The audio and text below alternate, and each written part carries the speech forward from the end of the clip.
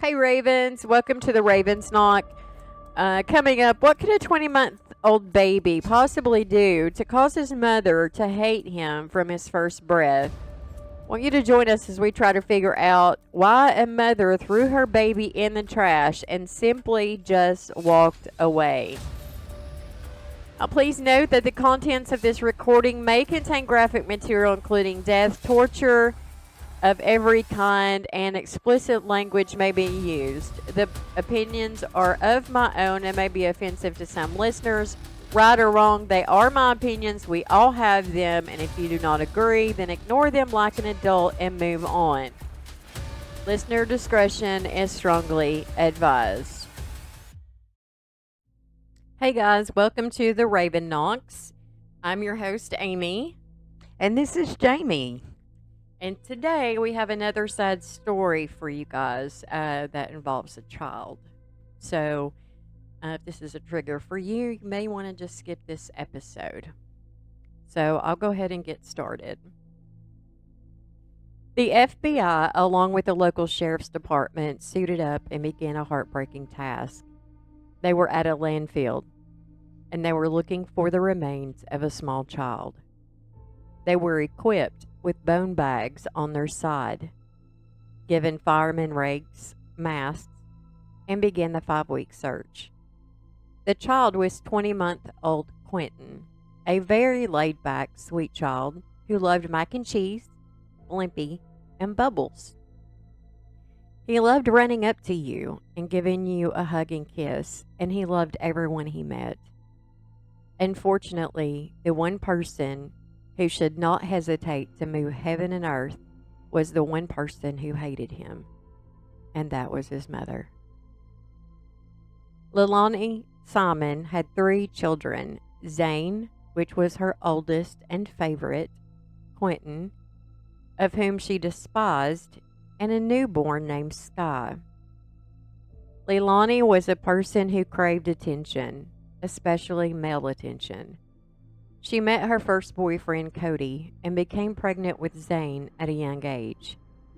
A neighbor and friend said that is when she first met Leilani was through Cody. She said she treated them kind of like a younger brother and sister. Cody and Leilani split up, and Cody moved to Alabama. Later, Leilani moved to Alabama too and was living with Cody.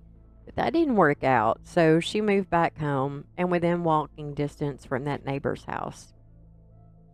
She then met Quentin's father, and she became pregnant with him. This relationship was very rocky from the start, and she had confessed to the neighbor that if she had had an abortion, maybe he wouldn't have left her. Who even says that about their own child? I don't know. Like it's his fault I know. that both of you all are irresponsible. Yeah. He didn't ask to be born. And then go tell the neighbors, because that's what they want to hear. She would make those statements before and after Quentin was born. She would refer to Quentin as the bastard child and would often tell him she wished that she had aborted him when she had the chance. Wow. She would cuss at him, call him an asshole, when he was only 15 months old. He didn't even know what an asshole was. I know, he was just being a kid. She spoke highly of Zane, though, but never of Quentin. Soon, Leilani met a guy named Daniel. She would become pregnant with their daughter, Sky. And by all accounts from witness testimonies, he loved those boys like they were his own. When he wasn't working, he was constantly watching them while Leilani done her own thing. And sometimes this would frustrate him as he never had any time to do the things he wanted to do. But he never took it out on the kids. A girl named Talia McCarter was their babysitter. She was 17 years old at the time. A lady from her church had been babysitting the kids, but she got to where she was no longer physically able to do so. So she asked Talia's mother if they would be interested in watching them. She was friends with Leilani's stepfather, and they all went to church together. She said she couldn't, but her daughters would. She had two of the three daughters watching the kids. Her oldest was 19, but it was a 17-year-old that did most of the babysitting. Talia stated that she absolutely loved Quentin. He was the sweetest child, and she loved it when he ran up to her with open arms to give her a hug and kiss. She stated that Daniel was usually the one who brought the kids over in the mornings, and before him and Leilani had to work, he would usually be the one to pick them up. When Daniel would come to pick up the kids, they were glad to see him. But on the rare occasion that Leilani did, Zane was happy to see her, but Quentin would cry and want to stay there with her. And soon she began to see why. It sounds like that Daniel was in the life of these children and this mother because he was the blessing to these children. Mm-hmm. Because how can someone that loving to children stay with a woman who treats her kids like that? That has to be a case where he just stuck around for the kids. It was, and he later says that. Yeah. One day she said Leilani told her that Quentin had gotten a hold of her brother's PlayStation controller and broken it. She called her at 4 a.m., asking her to come to get Quentin because she was so mad at him. Now, would you call a babysitter up, a 17-year-old, at 4 in the morning and say, hey, I need you to come get my kid because he's on my nerves? That's insane. I mean, that right there alone, as the 17-year-old's mother, would make me question a whole lot, you know. Her mother didn't let her go. She had to wait till later on in the day before she went. Good mom. She said Leilani pushed Quentin on his chest and he fell backwards on his bottom and began to cry and reach for her. She immediately picked him up and told Leilani that that was unnecessary for her to do that. She then started to cry on the stand. On another occasion, they were at Leilani's parents' home, which is where she, Daniel, the three kids, and her brother Paul lived. And they were out of town at the time, so it was the babysitter, Leilani, the three kids. They were out back swimming in the pool. Zane was already in the water, and Quentin wanted in too. So she came out and got some floaties to put on his arms, but before she could put them on, Leilani pushed him into the pool and said if Zane could swim, then Quentin could too. She pushed her infant into the swimming pool. Sink or swim. Yeah. He's not even 2 years old. What a bitch. I mean, my grandfather done that to me, but I was like, I don't know, 9 or 10. There's a difference. Yeah, or 6 or 7, something like that. And he just pushes off the side of the boat. Sink or swim, man. But yeah, but he'd probably already proven that you could dog paddle. Oh, yeah. He was just trying to teach you to be a little less afraid. Yeah. I mean, I can't say that's the way to do it. I mean, right. I've done it to my kids, but not when they're 2 or not even 2. Right. I mean, really. I know. You can't. That's abuse, man. Mm-hmm. So, the babysitter jumped in the pool and pulled him out of the water. Quentin was crying. He was also choking, trying to get his breath. The babysitter was so upset when she got out of the pool, she asked if she could take Quentin home with her. And of course she said yeah. She didn't care. Of course she did. So she wrapped Quentin up in a towel and he laid his head on her shoulder when she walked back over to the house. He then laid on the couch with his teddy bear and went to sleep watching cartoons. On another occasion, Leilani was smoking and told her that she didn't know why Quentin looked exactly like his father when she gave birth to him. Quentin was trying to get down the stairs at this time, and the sitter had the baby in her hands. She told Leilani to help him because she had her hands full, but she said no, he could do it on his own. The sitter said no, he cannot, and as soon as she was getting that out of her mouth, Quentin tripped on the first step and began to tumble down the rest of the stairs. She immediately handed Leilani the baby and ran to Quentin to pick him up. She consoled him and couldn't believe that his own mother acted as if she didn't care. But she wasn't acting. She really didn't give a shit. No, clearly. The sitter said that she was always mad at Quentin for some reason, and she told her that Zane was her number one. He was her ride or die, and that Quentin was totally useless. Useless. Mm-hmm. The mom. On another day, the sitter was doing chores that consisted of her moving laundry to the outdoor building that contained their washer and dryer. When she walked outside, she observed Zane and Quentin playing in the road, and there was no other adult around. Unsupervised, playing in a road. Mm-hmm. And Zane is I think he is like 3 or 4. Like, he's a toddler. He's not school age or anything yet. Jeez. So she dropped the clothes that she had in her arms and ran to the kids and brought them home.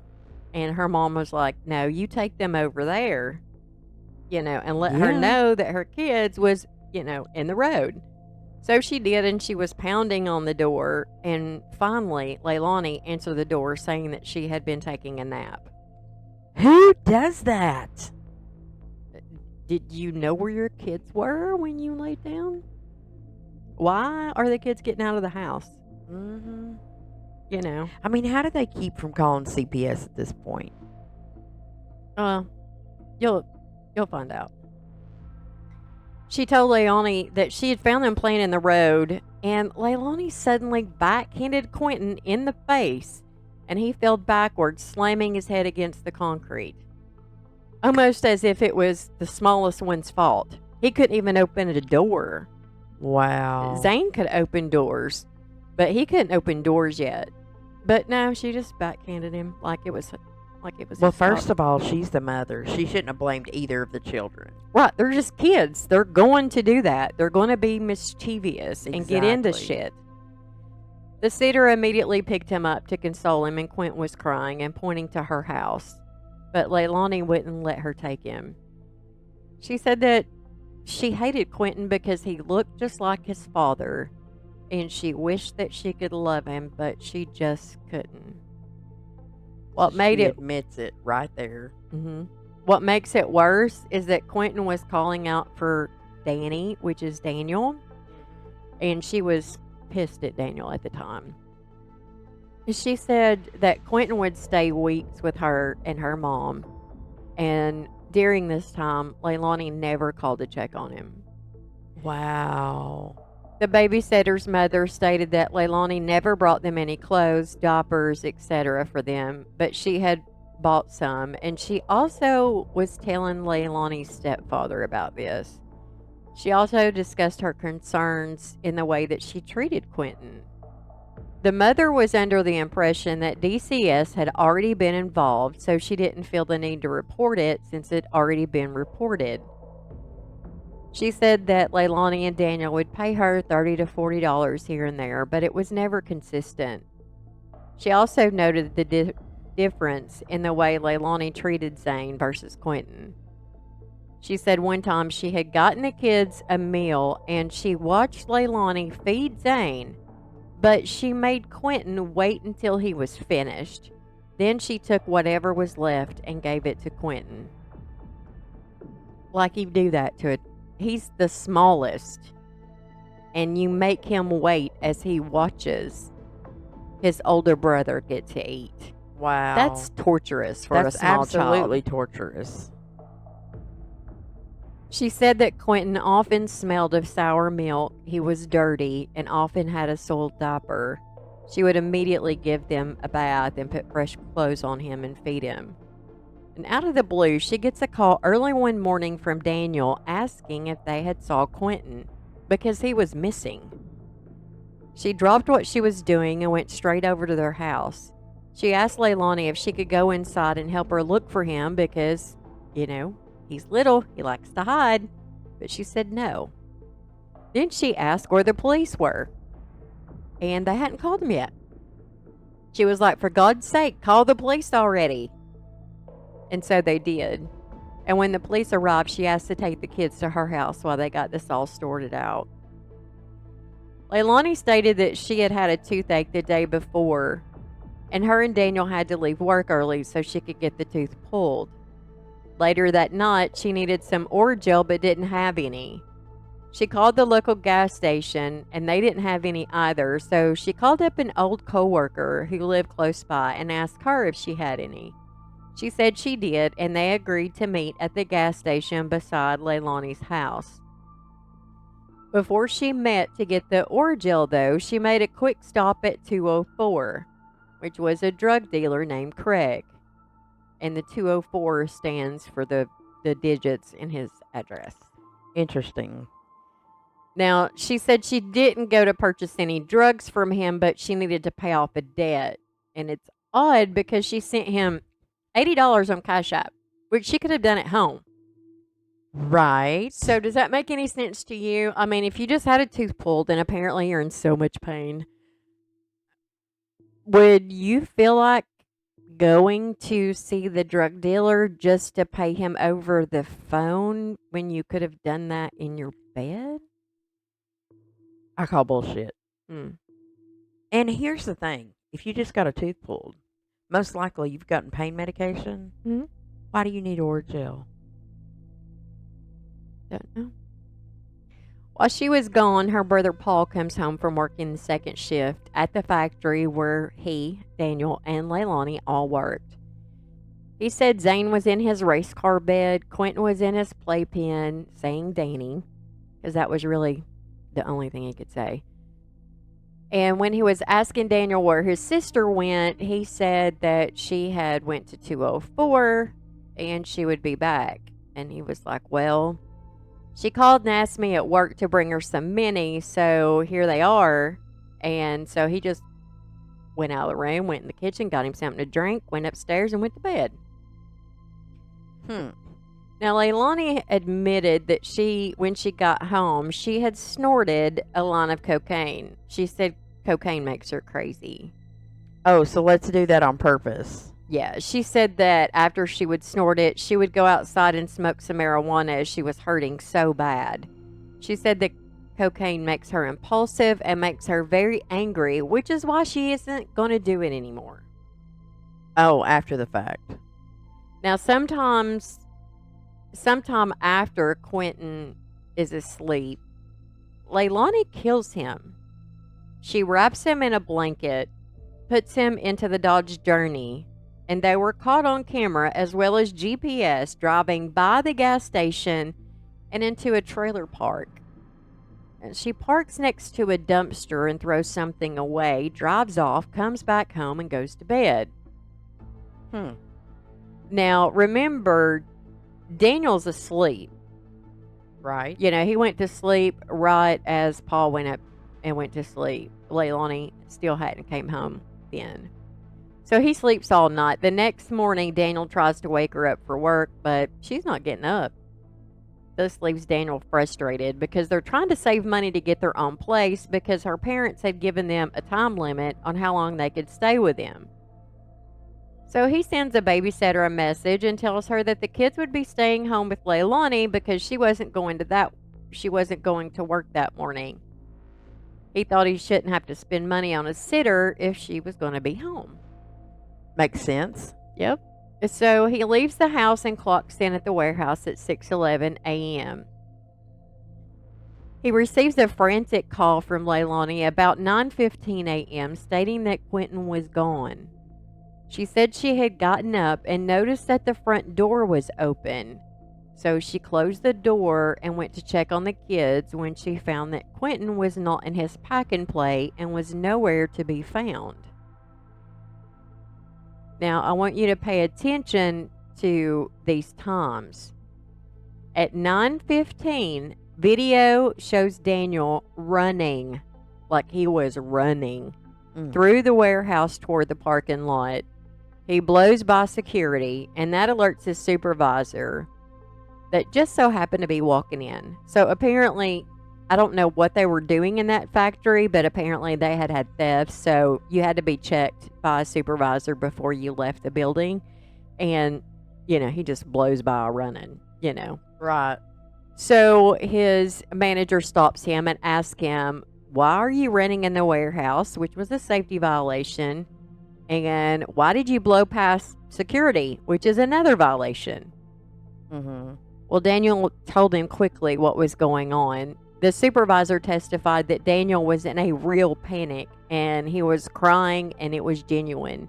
He could see the fear in his face, so he was like, go, just go. Yeah.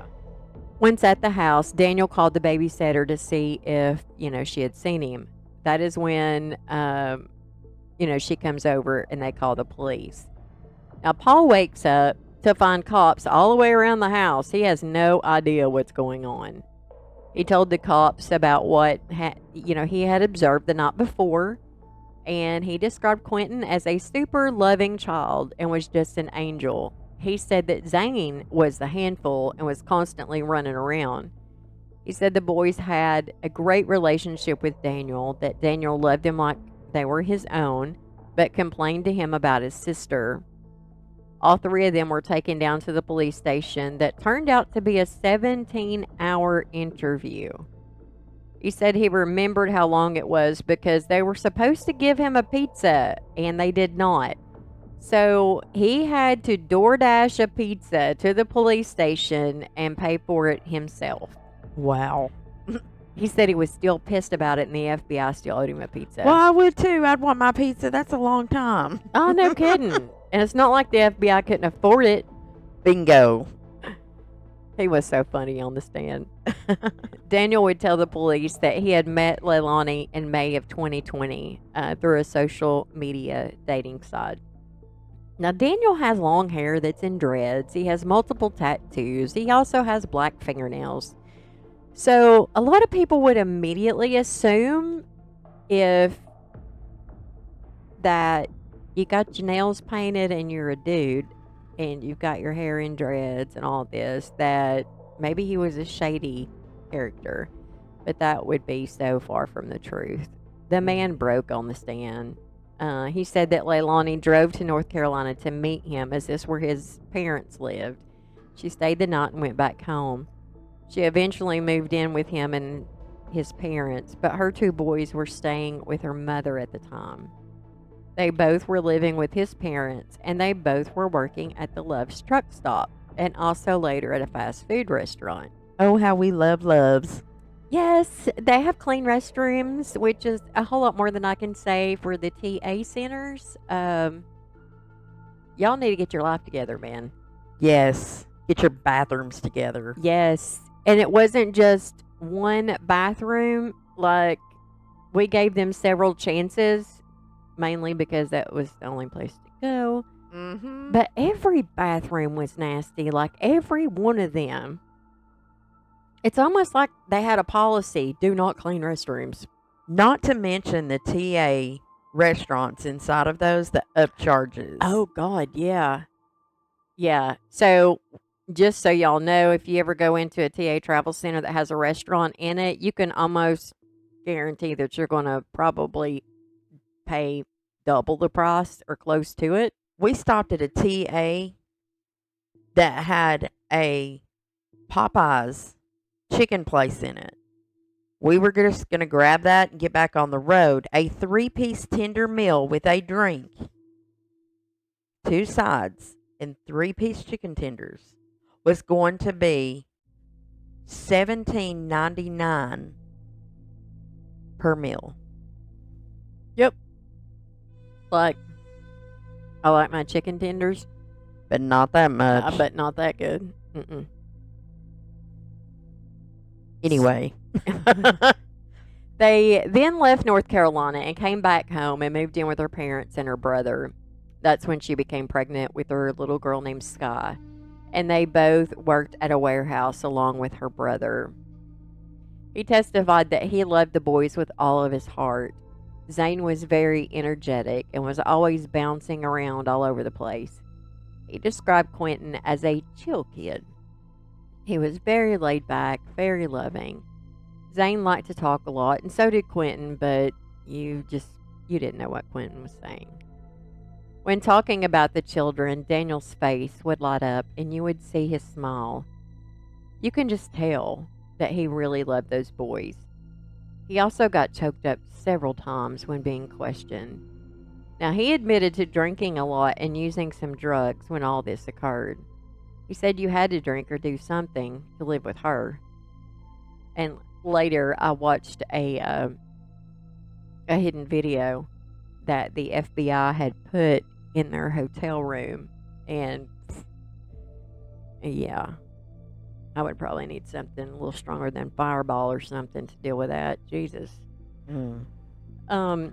He said that the night before he had gotten Leilani some soup and had reheated some leftover spaghetti he had made. He fed the kids, bathed them, and put them in their beds. He put Zane in his race car bed. He put the baby in her swing and Quentin in his pack and play. He then went to lay down and Leilani got up to go to 204. After Paul had came in, he fell asleep. He did not know that Leilani went back out to get Orgel. He had no idea about that story. Leilani's phone would later reveal a video she had posted a couple of months before the incident. It was a suicide video where she blamed Daniel for the way she was feeling.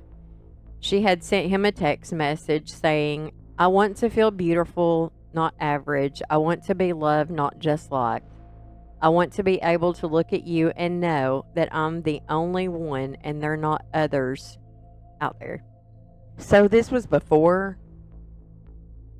all this went down? Yeah. Mm. I want my body to be worthy enough to show off, not to show that I've had 3 kids. I want to feel like I did when we first met, like I was a treasure and I was safe, not like I'm here because you don't have a choice. This message was sent on July 2022. On August the 6th, she sent Daniel a text stating to go get himself some ass. She said, "I know mine isn't good enough, never was, never will be." On September the 10th, 2022, she sent, "You are the reason I'm angry every day. You're the reason why I'm depressed, why I feel like I do about myself." On August in 2022, when she makes the suicide video, she's in her car threatening to drive into the river. She says goodbye to all of her kids, leaves them good messages, with the exception of Quentin. She didn't say much to Quentin.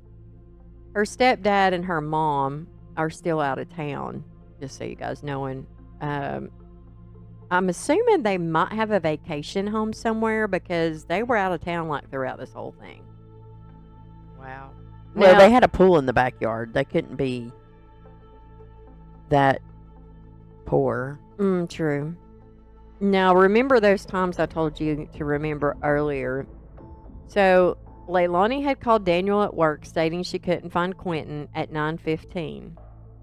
But the house had a security system called ADT, and it records any time a door is opened and closed and any time like a window has been opened and closed. The ADT records show that someone opened the front door and left it open at 9:22 a.m. This was after she told Daniel that she found the door open and checked on the kids. So obviously, she lied. Lies. She tells the cops the same story she had told Daniel. And of course, the cops came out in droves. The kid's missing. It's all hands on deck. So they had helicopters, drones, a bunch of people on the ground going door to door and also searching around the home. While searching, they also obtained the name and number of that friend or former coworker that Leilani was supposed to meet for that orgel. They also obtained video and do an extraction from all 3 cell phones, hers, her brother's, and Daniel's. Now, Missy is the name of the coworker that was supposed to have given Leilani the orgel, but when police arrived at her door, she was totally confused. She stated that she had not talked to Leilani in months. The last time she spoken to her was when she knocked on her door to borrow a gas can and some money for gas because she ran out. They ended up having to borrow her landlord's gas can, and they took her to the gas station. But they left her there because she said that she had a ride coming to take her back to her car. She told her that she needed that gas can back because it was her landlord's, not hers. But she didn't return it. And she didn't return the calls and messages Missy made to her concerning that gas can. She said she didn't even have any orgel and hasn't spoken to her since that gas incident. So she lied about that whole So thing. lied again. The Chevron gas station she was supposed to have met Missy at was right next to a trailer park. Now, her video was spotted passing the gas station up and entering that trailer park. It also shows her dumping something in the dumpster and then leaving. It proved that she never stopped at that gas station. She would go on later to say that she met Missy outside of her house and had taken her some drugs. Missy obviously disputes this as well. The GPS on her phone, along with the videos, proves that she is lying. When they done an extraction of her phone, it proved that she never even made a call to Missy that day. She also failed to mention to police that she went to 204, the drug dealer's house. They ask her about this, and she admits to it, but denies buying drugs on that night. She tells them that other than marijuana, she doesn't do any drugs and hadn't taken anything that night. Interesting. Didn't we just have a conversation about cocaine? Yeah. Mm-hmm. When they found a message between her dealer and her regarding the pill called Percocet, which is an opioid, she stated that that was for her friend Missy, who was giving her the Oragels. Sometimes she would take her drugs because Missy didn't have a dealer.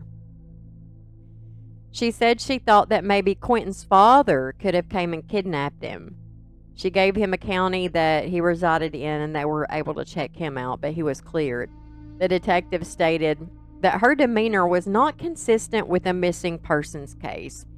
It appeared as if she was forcing herself to cry. They asked her how the door got open because they didn't find any forced entry and it didn't have any damage anywhere. And she said the front door wasn't wide open, but just open enough for a person to get through. Other than that, she didn't know. They searched the immediate area, but they didn't find anything. They also took possession of her car once they got a warrant for that, and they found a few blood droplets in the driver's seat. She said that she had been on her period, and that was the only way blood could have gotten on her seat that she knew about. And apparently that must have been the actual truth because nothing was done about that. I mean, they tested it and all their stuff, but it probably was her DNA then. Yeah. During her phone extraction, they also found a lot of text messages between her and 204, which is her drug dealer. It seemed drugs wasn't the only reason she was visiting. Oh, really? Yeah. It seemed as if they were having a sexual relationship. I mean, it did seem that she was at 204 a whole lot more than Daniel. Mm-hmm. As a matter of fact, I don't recall you saying anything about him being there. Mm-mm. Ever. No. I think he should have inspected a little bit about 204. Yeah. Or if he was just there for the kids. He probably wouldn't care. He's probably like, go, bitch. Yeah. I mean, bye-bye. What's funny, though, is later I'll tell you about just how, I don't know what the word would be. I don't know if it'd be paranoid or what, about how she was always on his ass thinking that he was cheating. The smeller's the feller, man. I know. And all this time, she's the one that's fucking. It happens all the time. I mean, I won't even go into it, but you and I both know, and so do the other people out here. You guys know. Yeah, you're not half idiots. the time, if you're the one accusing, or if somebody's accusing you, you better like get out your magnifying glass And be like, let me see your phone. Because, dude, hindsight's 20/20. Yeah. They had sent videos to each other, like one video was her masturbating to him. They also sent texts talking about all the sex they were having. Now, the defense and the prosecution argued back and forth over the relevance of this. Okay. So, here's the thing. How about character building? That could be. Oh, that's one. But the relevance was that she was claiming to be so depressed and not getting the male attention she was needing from Daniel, and was kind of leaning toward this as maybe a reason to do what she had done. Sounds like that backfired. Yeah, but the text proved that she was getting plenty of male attention, and it was proven in the text message that she was being well satisfied. Oh, interesting. Yeah, so remember those videos I told you about, the suicide video? Yeah. She goes on and on about her not getting the attention that she deserves, that she needs, and her self-esteem is shit because of Daniel and all this. But Seems to me like she missed her calling. She should have been in Hollywood. She might not be in prison. right, She shouldn't have been a mom. that's We know that. that's for sure. Now, we'll say, like, at the beginning of any new relationship, you don't really have love, but you have, like, infatuation. Love begins when that newness wears off. Some people are in love with the feeling they get from the infatuation, and once it ends, they think they've fallen out of love, but they just have fallen out of the infatuation. That is so typical of humans. Mm-hmm. I mean, granted, being infatuated, that feeling is amazing, but it doesn't last. It just don't. I don't think that we could maintain a state of infatuation for long periods of time without going psycho. I don't know. Kind of reminds me. It's obsessive. It's a feeling It of is. obsession, nearly. It is, but it's also a feeling of pleasure. Well, I guess so, because I don't think That's why love is I so could blind, man. stand to be pleasured. Like, okay, this is going a little deep. Before it would drive me nuts. This might get cut. Yeah, it's like, okay, that's enough. I mean, like, Okay, you go over there. I'm going to go over here. Let's get Yeah. back to regular so we can be normal people, because this is not. yeah, it's driving me crazy, It's man. getting we're a little too much. Okay, let me go back to the story and not go down that rat hole. Now, women know that men change once they get comfortable in a relationship, and women do too. And now that you have each other, one tends to get comfortable and stop showing the effort to keep the other one. Falling in love is easy, but it's the part of keeping them in the relationship that's what's hard. Well, the thing is, love is an action to start with. You will have to work at it. It's not that, like you said, it is easy to fall in love. That's why they call it falling. Because it's easy to fall. We know that. I do it almost every day on the way down the stairs. I do it going up the stairs. That's talent. Oh, I know. I can choke with nothing in my mouth and everything. Oh, yeah. No, I really think that marriages should have, like, driver's license, an expiration date. Yeah. Because, seriously, though, I mean, so my license expire every 8 years, thank God, because I probably would blow up the DMV if I have to be there any more often than that. But, I think that if there was an expiration date on your marriage certificate and you had the option to renew it or don't, and then if you don't renew it, you're no longer married. I mean, why do we hold ourselves to such a standard when even the cells of our body change every 7 years? No it evolves. shit. So why are we holding this standard? I know. I mean, I think if people thought, oh man, my marriage is almost up, I better, really work at this or whatever, she's just going to be like, fuck you. I'll find somebody else. You know what I mean? Yeah.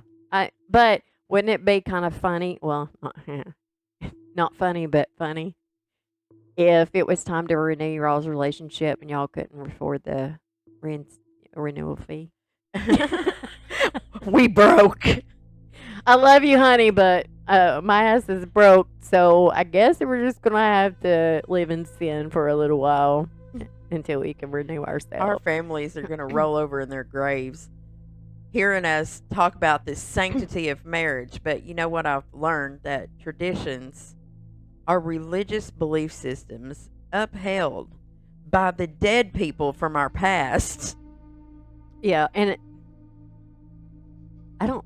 Chew on that for a minute. I know. I'm sitting there. I was going to say something. I'm like, no, think about that first.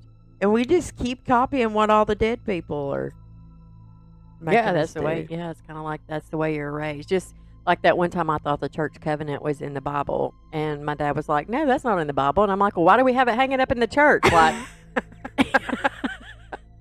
On second thought, let me review this a little further. Yeah. But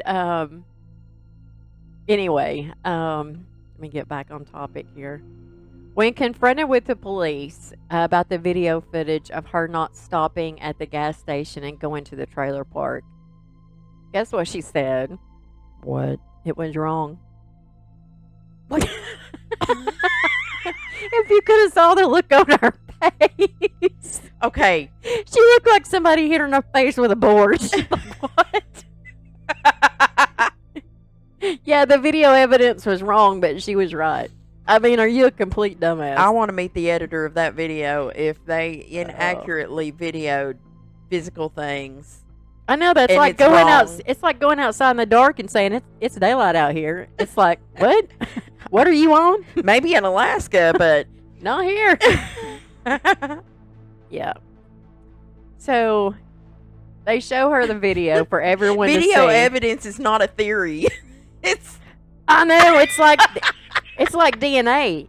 Like you can't. That's what happened. you can't replicate this. Yes. I mean, I don't think the gas station is going through and saying, "Oh, she stopped here. Let me edit this out and piece this together and piece this." It's a fucking gas station. They're not going to do that. I mean, I'm lucky they even had it on tape.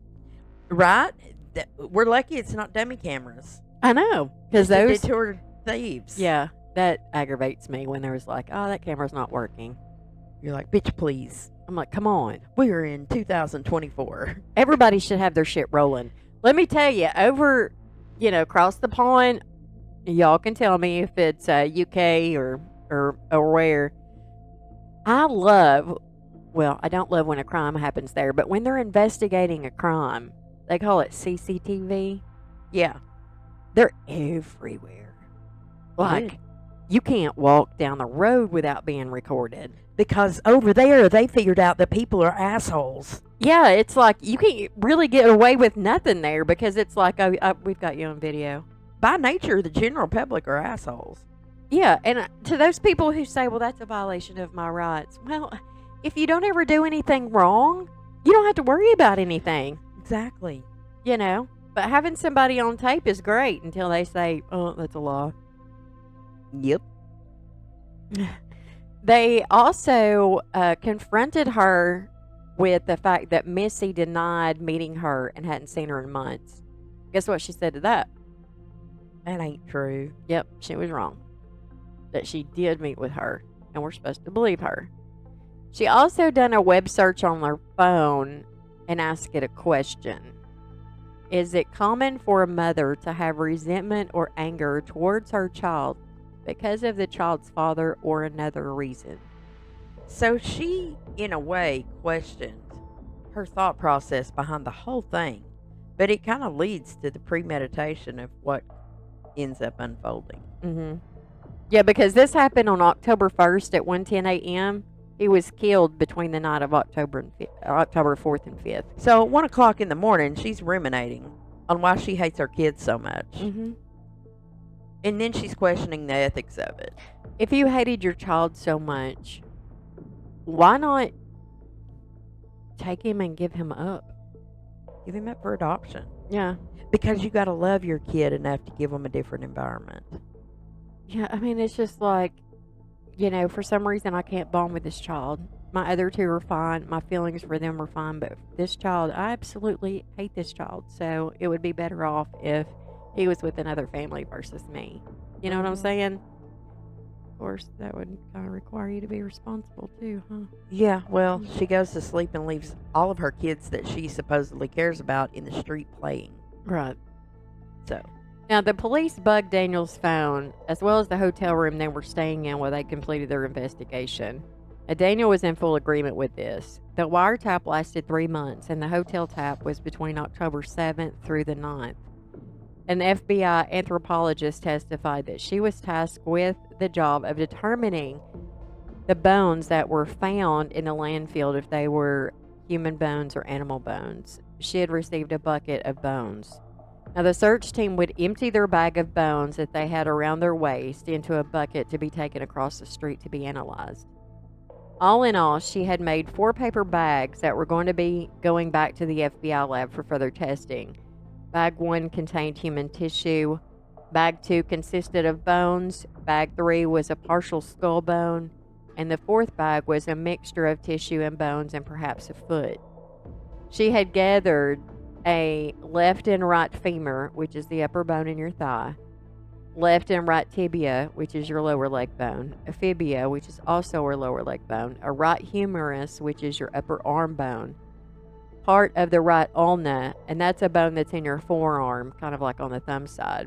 Right. The left, I can't pronounce it, so I'm just going to tell you what it is, a left heel bone. 5 left ribs, a frontal bone, which is in your forehead, and a right temporal bone, which is the bone in your ear, a left parietal bone. Now, they make up the 2 sides of the cranium, which is your skull. And she found various bones from the left foot. They were all consistent with one child and a small child, ages between 1 and 2.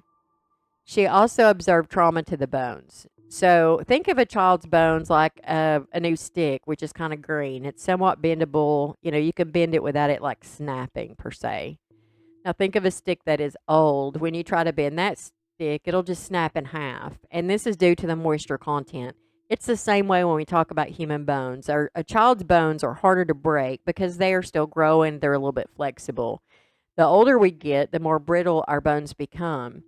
And a broken bone looks different under the microscope depending on the age of the bone. An older person may have a clean break because the bone just snapped, as a child's break would not be so clean. You know, it could be kind of jagged. Right. And if you break a bone, the healing process begins immediately, kind of like what I talked about in previous episodes on the inflammation that begins when trauma is put on the body. If no healing is present, then obviously the person was deceased when the bone was broken. Now, she could tell that the trauma to his bones either happened at death or after, as there were no signs of healing. And this is kind of comforting because it shows, at least during his short life of abuse from his mother, she didn't break any bones that had been recovered from the landfill. Upon interviewing Daniel, he stated that he didn't wake up during the night. He had went to sleep after Paul came in and didn't wake up till his alarm went off. All was well when he went to bed, and he remained well until he got a call at work. He said he had his phone all night and she didn't have access to it because he kept it under his pillow because she liked going through it. Probably sounds like a guilty conscience. Yep, and insecurity. When asked about his relationship, he said there wasn't anything left. The feelings had dissipated, and the only reason why he was there was because of the kids. He said he stopped arguing with her. If she didn't get up to go to work, he would just leave her. When he got the kids up in the mornings and took them to the sitter's house, he would allow her to get extra sleep, and once he dropped them off, he would come back to the house and pick her up, and they would go to work. Like, how many men would do that? I can't think of any. He wakes up, gets 3 kids ready in the That morning. are not his. That are, yeah, only one's his, the baby. And feeds them, takes them over to the babysitters, drops them off, comes back to pick up his wife to go to work. Not many. He's also the one that feeds them, bathes them, puts them to bed, like everything. Who needed her? I don't know. Wow. He said they both needed to work because they had to get their own place, and the babysitter was going to begin charging them a fee for their daughter. Now, he was confronted with, apparently he had some empty Fireball bottles in the car. He admitted that was his. He straight up admitted to his faults. And the defense tried to get him to lie about it or make him look like a piece of shit, but it backfired. And I commend the person who admits their faults and mistakes and tries to learn from them and not blame somebody else for their behavior. Exactly. I hate that. He said when he got up that morning, he tried to wake her up, and when she didn't get up, he left. He said he didn't turn on any lights or make any noise because he didn't want to wake up the kids. He broke down when they asked him if he had looked in on the kids before he left, because he did not. He said he wished 1,000,000 times over that he took the time to check on them before he left. But I can't blame him. I mean, you go to sleep the night before, all is well, they're in their bed, everything's fine. You get up the next morning, you're trying to be quiet, don't want to wake up the kids, you know, and go to work. He's considerate enough not to make noise and not to turn the light on. You know, I wouldn't think, oh, let me go check on the kids before I leave.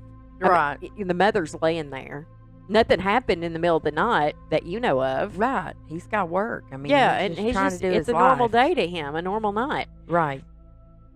Tears came, and he also had a shaky voice. Now, hindsight's always 2020, but again, I can totally understand why he didn't check on him. He said he left through the back door, and the ADT report confirms the time when the back door was open and closed, and it was at the time he had stated.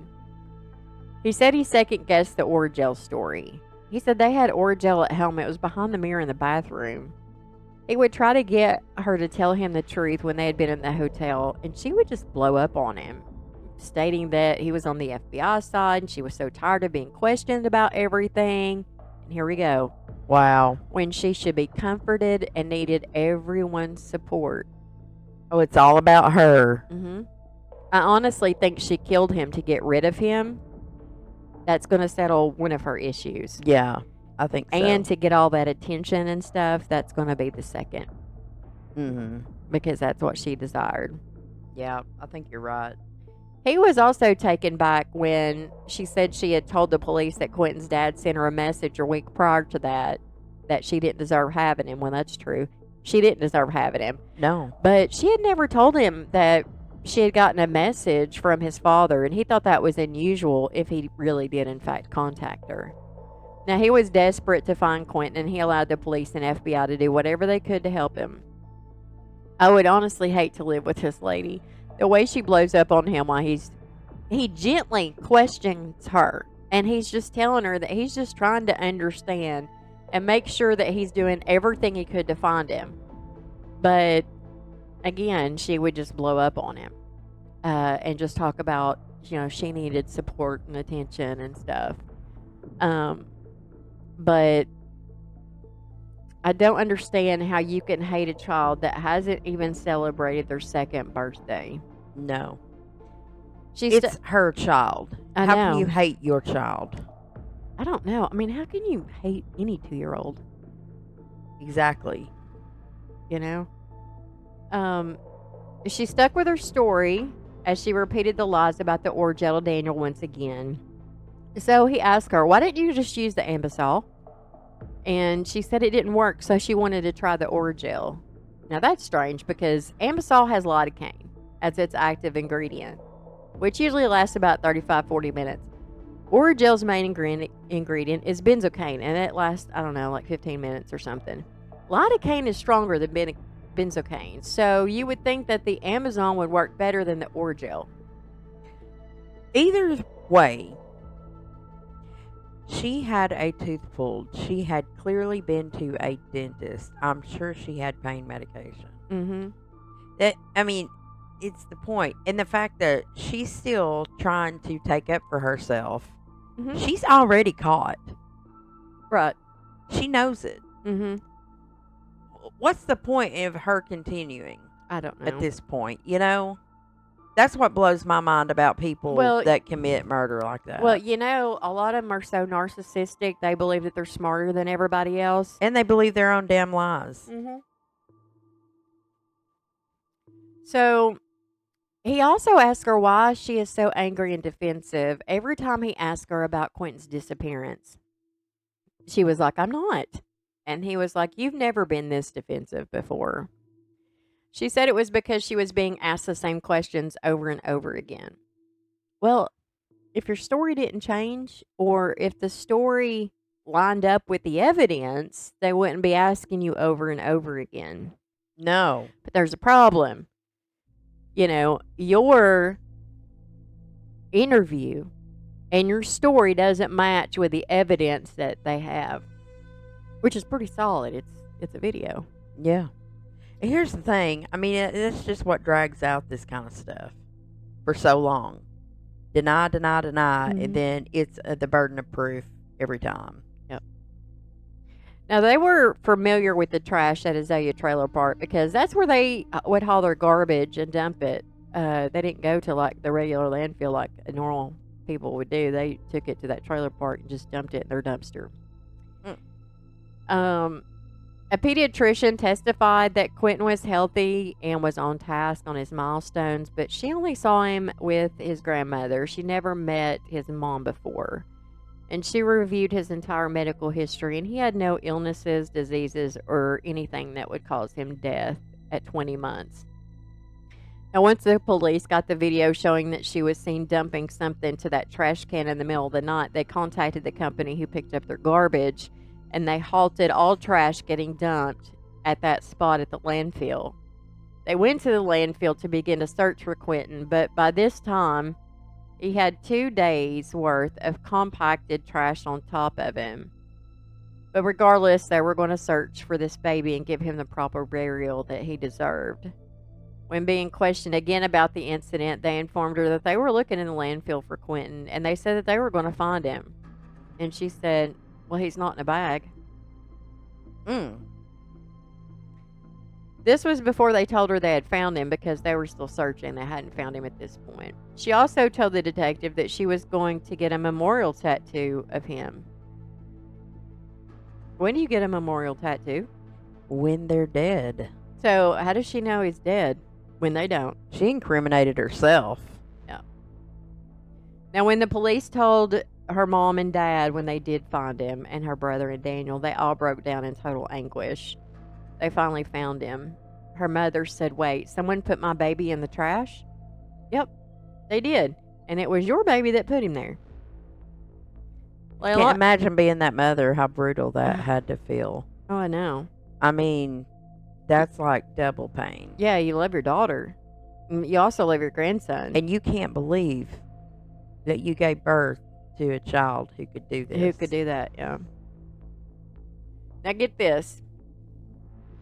Leilani told the police that the reason all of her stories didn't match and it looked like she was lying was because she was giving them her theory on what happened. She wasn't actually lying. They were just her theories. Oh. Yeah. And she also said that Daniel was the one who told her the story about the ordeal. She was innocent in all of this. She said he was the last one to see Quentin.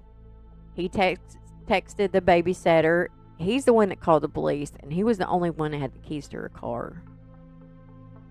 Well, if it looks like a duck and it walks like a duck, I'd call it a duck.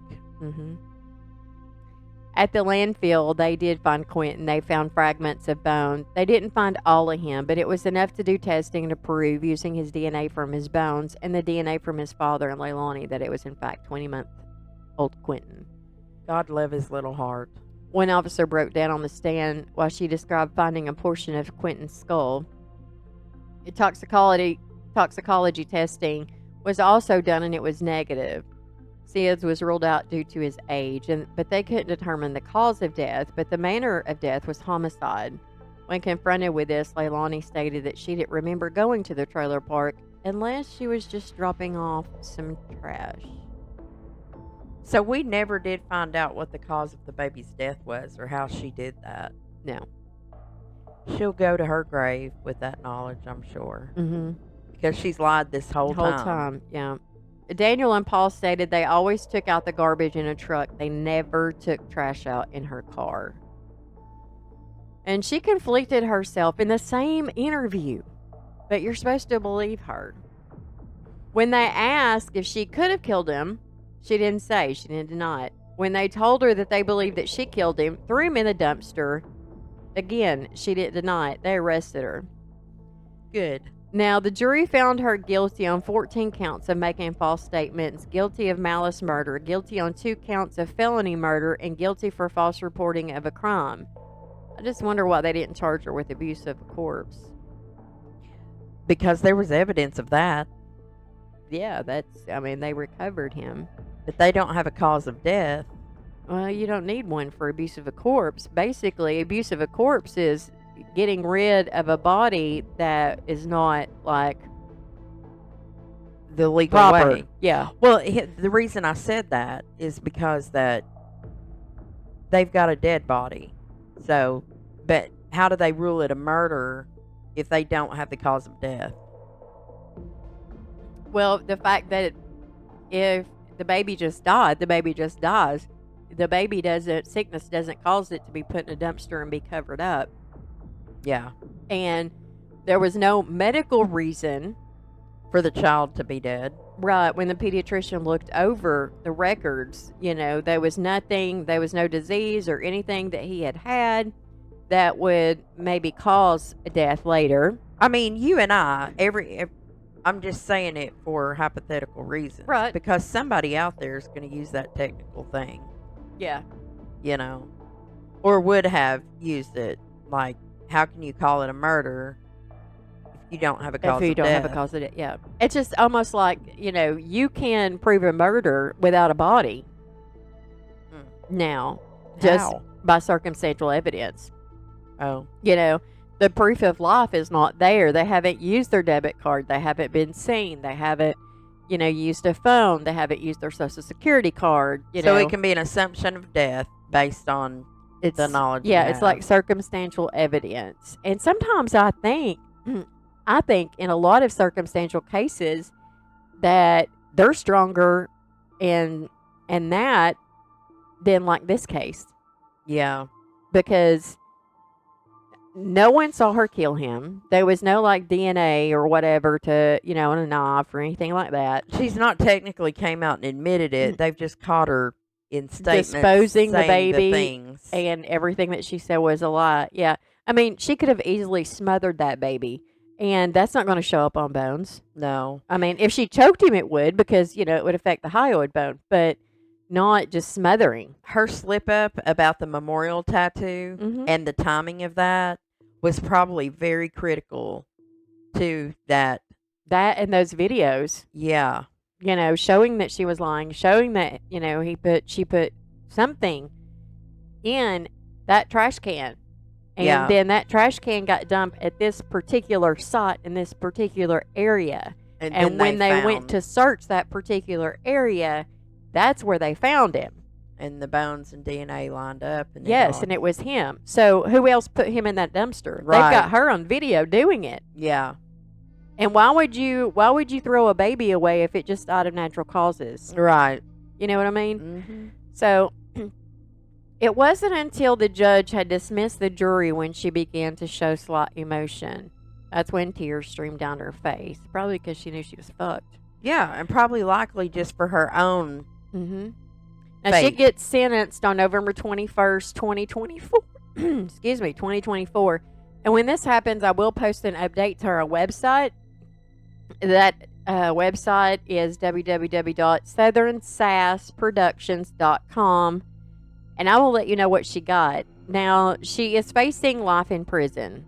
So, I'm assuming, I hope they don't have the death penalty in that state. Because if they did, I would wonder why there wasn't seeking the death penalty. But that wraps up the story of Quentin and his short little life. If you like what you heard, please like, subscribe, and share to our channel. We have a premium membership that includes getting episodes early, ad-free, and bonus episodes. Also, check out our website again at southernsassproductions.com for updates and to stay in the know about what's going on. You can also sign up to be on our mailing list as well so you don't miss out on anything. And this has been a Southern Sass production. And until next time, guys, avoid rest stops and be safe. Yeah. Avoid those rest stops except for Love's travel stop. This is Jamie. Peace out.